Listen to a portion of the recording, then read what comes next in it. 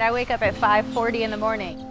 Orders start coming out at 6, so that gives me enough time to get my coffee and have a sit. I have been with Shipt for 5 years, give or take. Did shopping on the weekends mainly for the first 3 years until February of 2020 when I decided to go full-time after leaving my office job.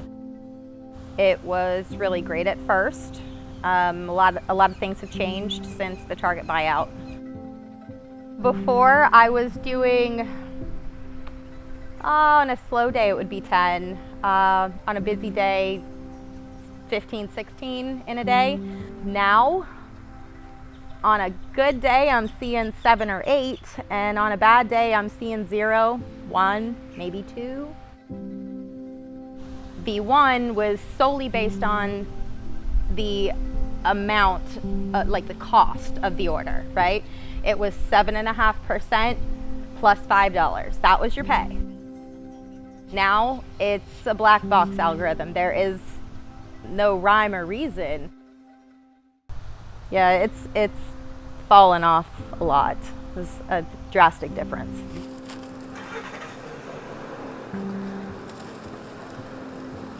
So I first encountered the Shipt shoppers very early in the pandemic, I think in March 2020, when they had created a petition on our website asking for access to protective equipment, hand sanitizer, masks, and all that, as they were suddenly, facing the challenge of going out and doing their work in the middle of a global pandemic. They're independent contractors outside of the employee classification, but they had some interesting challenges, and I think especially during the pandemic, there was a lot of pressure placed on drivers to go out and get people the things they needed to live and take on the risk that other people weren't willing to take on, to go out and go to the grocery store.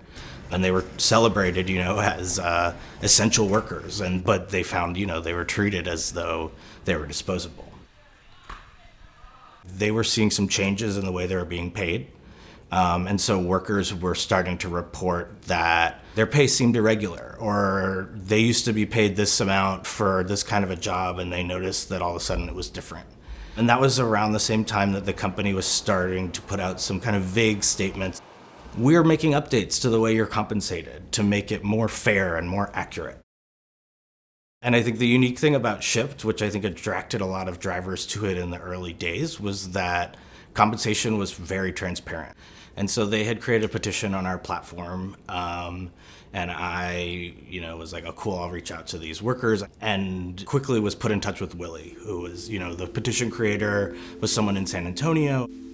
Hey, Willie. Hey, Dan. How's it going? My name is Willie Solis, and I'm a Shipt shopper. I also do DoorDash, Instacart, Uber Eats, and I also work at a retail store. What drew me to Shipt was that it was a very low bar of entry at the time, and Shipt was offering something where I could jump in and immediately start earning income. And so at the time, it seemed like a very viable option for me. It provided a lot of flexibility as far as scheduling was concerned as well. So I was able to work on my own times and my own destiny, so to speak. And so I decided that it was a good opportunity for me. I noticed that the pay was changing in January of 2020, and that's when I first started taking notice that it was changing in several different cities like Kalamazoo, Michigan, and San Antonio, Texas, and I wanted to find out if it was going to eventually affect me here in Dallas-Fort Worth. I decided to do something about this when I started hearing stories of other workers. I initially wanted to find out for myself, is this eventually going to affect me? That was my whole intent at first. But when I started hearing the stories and how impactful it was for other workers, I started getting really pissed off. When people were complaining about this, it was very clear that something else needed to happen, something above just complaining on Facebook groups. We needed to organize and do something about it. I decided to start taking account and notes, and one of the biggest things that we found quickly was that I needed to be able to prove that this was actually happening, that people were losing income. And so what I ended up doing was taking screenshots from different workers from across the country. They were sending them in to me, and I was actually inputting them into my computer and trying to figure out and analyze what it is that the pay cut was and how bad it was actually showing in the numbers. The majority of it was done on my cell phone, where Shipt shoppers would send me screenshots, and I would take that information on my cell phone itself and put it into an Excel spreadsheet. It was a big challenge to migrate all that information from the telephone screen, from the screenshot that I was being sent over, to the Excel program on the actual phone. I ended up having to go through the process for a good while on my own. And I happened to think about this a little bit more deeply and wonder how I could make this process a little bit faster, because it was just so time consuming. I remembered having spoken to Drew at Coworker and having a conversation with him about potential assistance that they could give. And so I reached out to him and had a conversation with him about what I was doing, and explained to him that this data was absolutely necessary to the understanding what it was that we were facing. So I said, cool, like, you've got all this data, I've got some time and I want to support what you're doing. Send me everything you've got, and we'll try and put it all together and see what we can find out. And so I started, aligning the formatting on different spreadsheets. We got all of the data that had already been entered together into a sheet.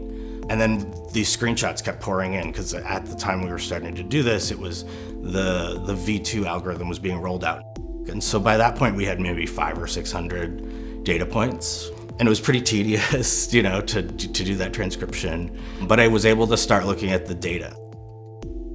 Very quickly, it was alarming to see some of the workers were making like $40 to $50 less under the new algorithm than they would have made under the old one. Initially, Drew had reached out to me and said that he could be of assistance for whatever I needed, and said that he'd really love to help on anything that we were working on, and like in-house with coworker staff do the same thing I was doing. They were collecting the screenshots with me and inputting them into a database, and that they were trying to create the same thing that I was creating. But it was very time consuming for them as well. And it became so time consuming that he started reaching out to other people to see if there was another way of doing this more feasibly. So I talked to my coworker, Wilneda Negron, who she was our policy person at Coworker, and she has a lot of connections with other institutions. And she mentioned this guy, Dan, at MIT, who was doing a lot of research in the gig economy stuff, and who she said was a data expert. And I said, great, put me in touch. Let's talk. By the time that I was introduced to Drew, they had a few hundred screenshots that they had transcribed into a Google Sheet.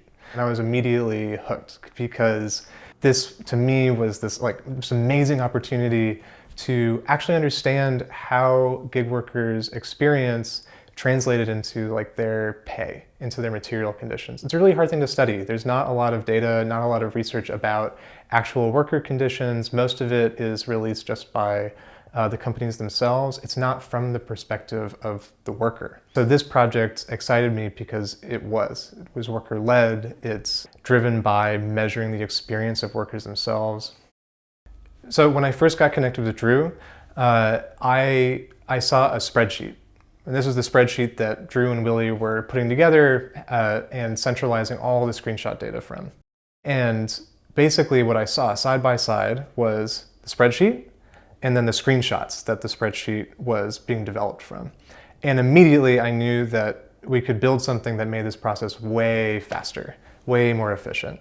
Within a couple of days, I put together a script that would take the screenshots, parse them, dump them into the spreadsheet, and produce numbers like the order pay, the date that the order happened, the metro area of the shop, the total tip, when it was delivered, like the delivery window. And we had something that could take a screenshot and add data in this structured way.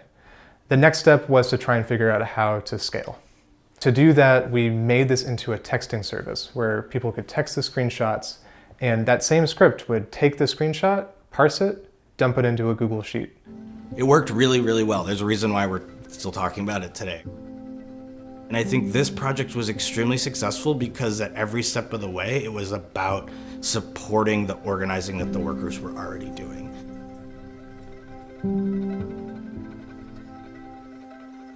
I have never thought of myself as an activist or a leader of a labor movement in any capacity, or even looked into such a thing, to be honest with you. And it was just something that started developing naturally, and it was more of a required thing to do in order for the movement to continue forward. I think this has application with other apps: Uber Eats, DoorDash, Instacart, Grubhub, basically all the gig apps that are currently operating in this space right now in the gig economy would benefit from having a tool such as this available to the workers. This developed organically, so much so that it's very difficult to give anyone a roadmap on how to organize.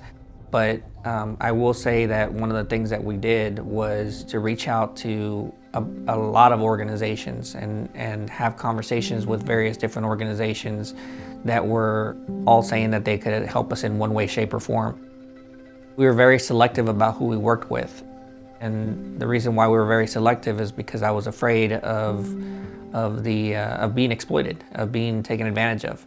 And so one thing I would tell anyone else trying to organize and have conversations about this type of thing would be to be careful who you work with, because there's a lot of organizations out there that want to take the information that you're providing and be exploitative and take advantage of you. But organizations like coworker.org have really turned out to be really strong partners and allies in this fight that we find ourselves in. A tool like this allows us the opportunity and the ability to be able to give someone that's in a position of being exploited power back and giving them agency over the way that they feel.